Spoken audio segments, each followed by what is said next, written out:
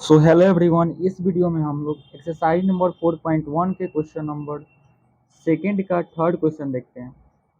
तो इस क्वेश्चन में बोला गया है कि रोहन की माँ उससे 26 वर्ष बड़ी है।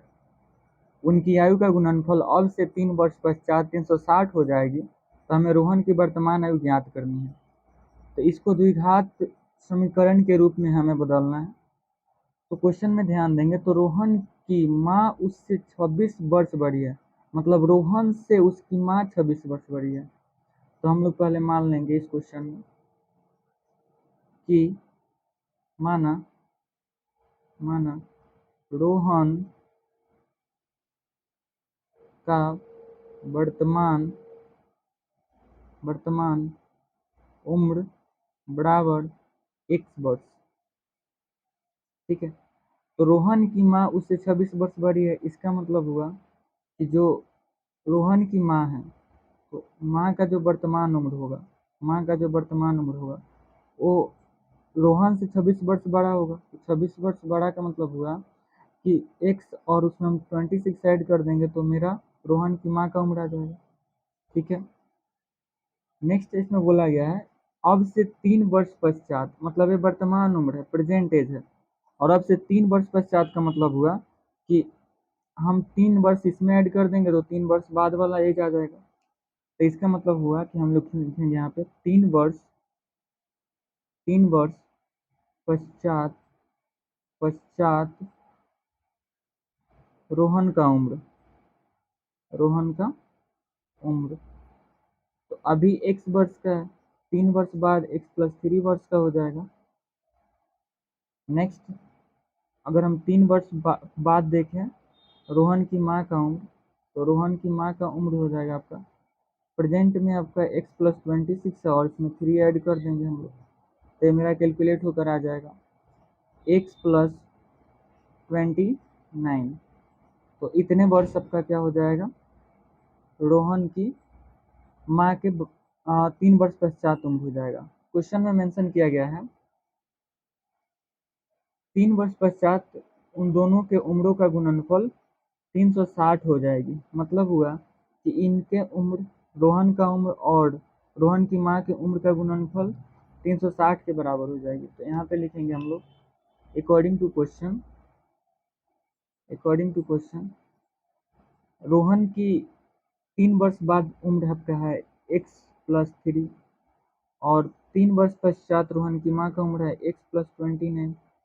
तो इन दोनों का गुणनफल 360 हो जाएगा। तो हम लोग क्वेश्चन के अकॉर्डिंग लिख सकते हैं, यहाँ पे मेंशन किया गया था।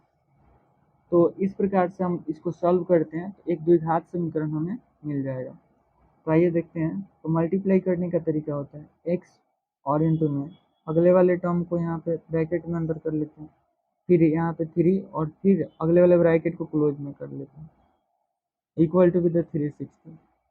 नेक्स्ट हम लोग कर सकते हैं x में x करेंगे तो x square plus 29 into x तो 29x प्लस 3 इंटू एक्स तो 3x एंड द प्लस 29 3 जा 9 3 जा 27 अंडर कैरी 2 3 2 जा 6 एंड 2 जा 8, तो 87 हो जाएगा इक्वल टू विद 360।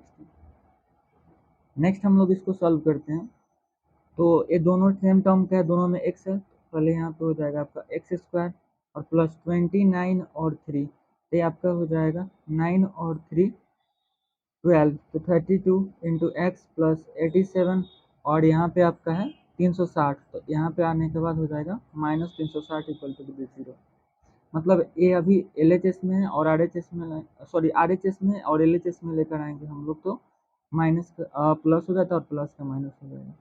नेक्स्ट हम लोग देखते हैं ए वैल्यू होने वाला है x square and the plus 32x and इसको हम लोग माइनस कर लेंगे, तो माइनस का हो जाएगा आपका 360 में से हमको 87 माइनस कर लेंगे, ए वैल्यू आएगा 10 में से 7 जाएगा तो 3 बचेगा और यहाँ पे आपका होगा 15 में से 8 जाएगा तो 7 बचेगा और यहाँ पे 2 हो जाएगा। तो माइनस का कितना हो जाएगा मेरा 273 हो जाएगा। माइनस इसलिए होगा क्योंकि यहाँ पे जो वैल्यू है वो 360 ज़्यादा बड़ा है, तो माइनस का साइन आ जाएगा क्योंकि माइनस उसके साथ में। तो ये मेरा एक रिप्रेजेंटेशन हो गया द्विघात समीकरण के रूप में, तो यही मेरा हो जाएगा रिक्वायर्ड आंसर। तो क्वेश्चन में मेंशन किया गया था कि हमें इस स्टेटमेंट को द्विघात समीकरण के रूप में चेंज करना है। तो ये एक्सरसाइज नंबर 4.1 का क्वेश्चन नंबर सेकंड का थर्ड क्वेश्चन था। इसमें एक और क्वेश्चन बच रहे हैं, तो उसको हम लोग इस वीडियो में कंटिन्यू करते हैं। तो इसको आप स्क्रीनशॉट ले सकते हो, ठीक है। तो नेक्स्ट क्वेश्चन में दिया गया है, क्वेश्चन नंबर मेरा 4 है। एक रेलगाड़ी 480 किलोमीटर की दूरी समान चाल से तय करती है। यदि इसकी चाल 8 किलोमीटर पर घंटा कम होती तो वह उसी दूरी को तय करने में 3 घंटे अधिक समय लेती। तो हमें रेलगाड़ी की चाल ज्ञात करनी है, तो इसको हमें एक द्विघात समीकरण के रूप में बदलना है। तो सबसे पहले रेलगाड़ी जो डिस्टेंस ट्रेवल कर रही है, मान लेते हैं ए से बी के बीच में ट्रेवल कर रहा है, ठीक है। तो ये जो टोटल डिस्टेंस दिया हुआ है, ए से बीच के बीच की दूरी आपको 480 किलोमीटर दिया गया है। और यहाँ से यहाँ हम ऐसे मान के चलते हैं कि समान चाल से वो दूरी तय कर रही है। तो यदि इसकी चाल 8 किलोमीटर पर घंटा कम होती, मतलब हमें इसका प्रेजेंट जो स्पीड है उसको पहले मानना पड़ेगा कि x किलोमीटर, और उससे हम लोग कम कर लेंगे 8 किलोमीटर पर आवर। तो ये दोनों में जो समय का डिफरेंस आ रहा है वो 3 घंटा का आ रहा है। तो हमें रेलगाड़ी की चाल ज्ञात करनी है। तो सबसे पहले थोड़ा सा कंसेप्ट जान लेते हैं कि चाल बराबर क्या होता है। तो हमें पता है चाल बराबर होता है दूरी बटा में होता है समय।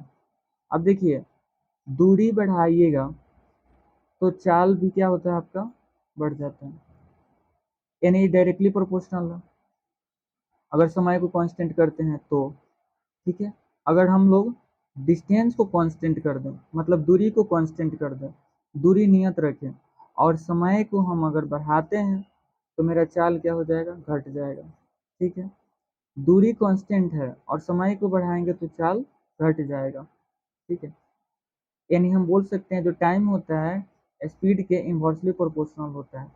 और इसके अपोजिट भी बोल सकते हैं हम लोग कि अगर हम टाइम को घटाएंगे, अगर मेरा डिस्टेंस कवर कांस्टेंट है, तो उस केस में जो स्पीड होगा वो मेरा क्या हो जाएगा, बढ़ हो जाएगा।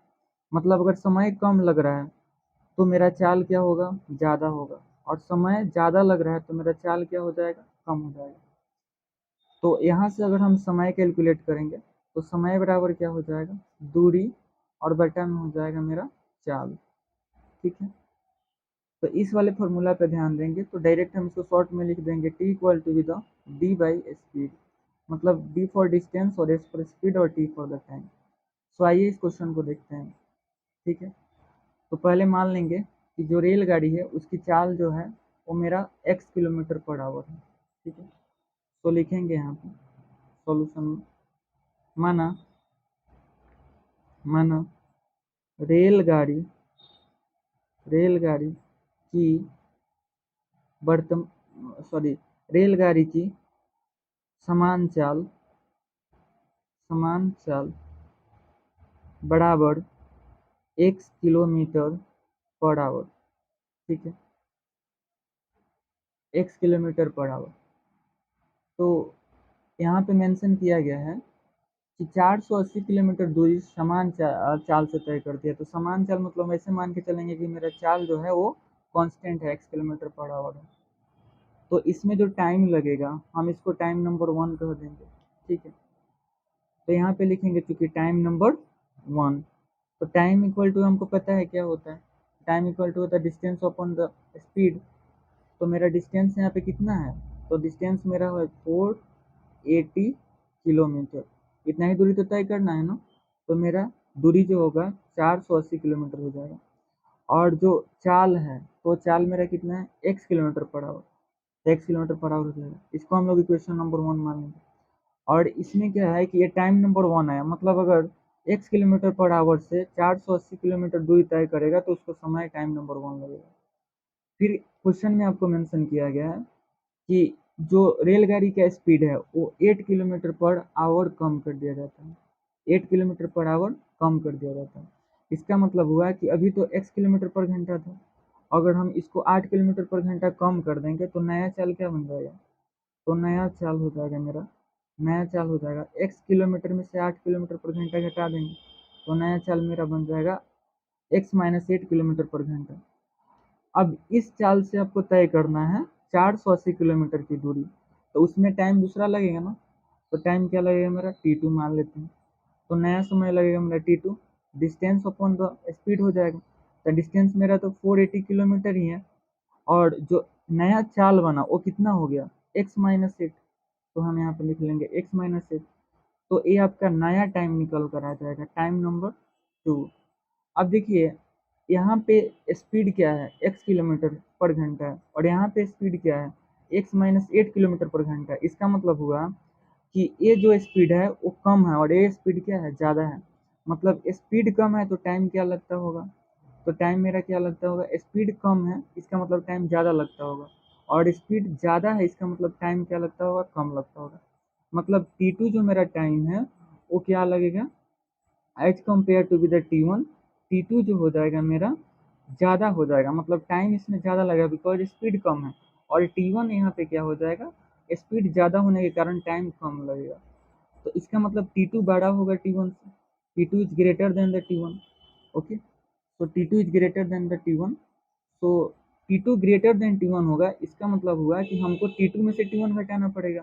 तो ये दोनों में टाइम डिफरेंस कितना आ जाएगा मेरा, 3 घंटा 3 आवर्स का आ जाएगा। तो यहाँ पे हम लोग लिखेंगे चूँकि अकॉर्डिंग टू क्वेश्चन, क्वेश्चन के अकॉर्डिंग हम मेंशन करें तो t2 minus t1 equal to with 3 hours, 3 hours हो जाएगा। मतलब दोनों का टाइम जो डिफरेंस हो जाएगा वो 3 घंटा का होगा। इसका मतलब हुआ टाइम नंबर 2 कितना है 480, 480 and divided upon the x minus 8 and the minus t1 यहाँ पे क्या हो जाएगा, t1 हो जाएगा 480 and divided upon the x, तो t2 माइनस t1 हो गया और इक्वल टू भी कितना होगा 3 आवर्स, तो हम इसको 3 ले लेते हैं केवल। फिर हम इसको सॉल्व कर लेंगे तो x और x माइनस 8 का एलसीएम जो होगा x into with x minus 8 हो जाएगा, सॉरी यहाँ पे 8 हो जाएगा। और अगर हम देखते हैं तो एलसीएम तो इतना होगा, तो इस डिवाइड हो जाएगा तो यहाँ पे 480 बचेगा और इंटू में ना x बच जाएगा, तो 4 इंटू एक्स हो जाएगा, और यहाँ पे 480 और इंटू विद x माइनस 8 हो जाएगा। नेक्स्ट देखते हैं इक्वल टू विद 3। इसका मतलब हुआ कि आप देखो मल्टीप्लाई करके जब डायरेक्ट आप एलसीएम लाओ ना, तो यहाँ पे इससे तो मल्टीप्लाई ही हुआ है ना, x into the x minus 8, तो आप डायरेक्ट इससे इसमें मल्टीप्लाई कर लेना, फिर इसमें इससे कर लेना, तो आपका मेथड सही जाता है। तो 480 इंटू एक्स हो जाएगा और फिर यहाँ पे 480 इंटू द एक्स माइनस 8 हो जाएगा इक्वल टू विद 3। फिर हम इसको देखते हैं सॉल्व करने के बाद, तो 480 हम इसको लिख सकते हैं 480 इंटू एक्स माइनस का 480 into x and the minus minus हो जाएगा मेरा प्लस, जीरो का जीरो हो जाएगा एंड 8 8 जा 64, तो 4 और फिर 8 4 जा मेरा हो जाएगा 32, और 32 एंड द 6 हो जाएगा मेरा 38। तो इतना होगा मल्टीप्लाई करने के, तो इतना मेरा हो गया, और यहाँ पे डिवाइडेड अपॉन तो हो जाएगा x into to the x minus 8 and equal to the मेरा हो जाएगा 3। इसके बाद हम इसको और सिंप्लीफाई करने की कोशिश करते हैं, तो 480x और माइनस का 480x है, तो दोनों वैल्यू सेम है, प्लस माइनस में है तो एक कैंसिल हो जाएगा, तो ऊपर होगा मेरा आपको 3840 and equal to with 3 into with x, इसको हम उधर मल्टीप्लाई कर सकते हैं वैसे ही, तो यहाँ पे होगा x माइनस का 8 एंड इक्वल टू विद 3840, यहाँ पे मल्टीप्लाई कर लेंगे तो 3 और x में x करेंगे तो यहाँ पे हो जाएगा 3x² एंड द माइनस का 8 3 जा 24 इंटू एक्स। तो हम इसको इस पूरे टर्म को उधर कर लेते हैं, तो एक साइड कर लेंगे हम, तो यहाँ पे 0 हो जाएगा और इक्वल टू 3x² माइनस का 24 इंटू एक्स, और यहाँ पे प्लस में उधर आएगा तो माइनस का 3840 हो जाएगा। फिर हम इस पूरे टर्म को इधर कर लेते हैं, तो यहाँ पे हो जाएगा आपका 3x² माइनस का 24 इंटू एक्स और the minus 3840 and equal to 0। तो इस प्रकार से हमारा ये जो एक्सप्रेशन आया वो द्विघात समीकरण के एक्सप्रेशन हो जाएगा। तो जो मेरा रिक्वायर्ड स्टेटमेंट था और उसके लिए मेरा जो रिक्वायर्ड इक्वेशन होगा क्वाड्रेटिक इक्वेशन है मेरा हो जाएगा। तो इस प्रकार से हम लोग सेकंड वाले क्वेश्चन को, सॉरी फोर्थ वाले क्वेश्चन को कर पाएंगे। So this will the complete solution of the exercise number 4.1। और जो पिछले के जितने सारे क्वेश्चन हैं वो पिछले वाले वीडियो में कवर हो चुके हैं, तो उसको आप लोग जाकर मेरे डिस्क्रिप्शन में चेकआउट कर सकते हो, उसका लिंक हम दे देंगे, ठीक है। तो अगर वीडियो पसंद आता हो तो लाइक शेयर और कमेंट जरूर करें, और कोई सजेशन हो तो आप कमेंट में दे सकते हो। ओके, सो आप इसका स्क्रीनशॉट ले लीजिए। सो यहाँ से स्टार्ट था, और फिर ये वाला हो गया आपका सेकंड में, और फिर यहाँ से so this will be the complete solution of the question number 4 of exercise number 4.1. Okay, so thank you.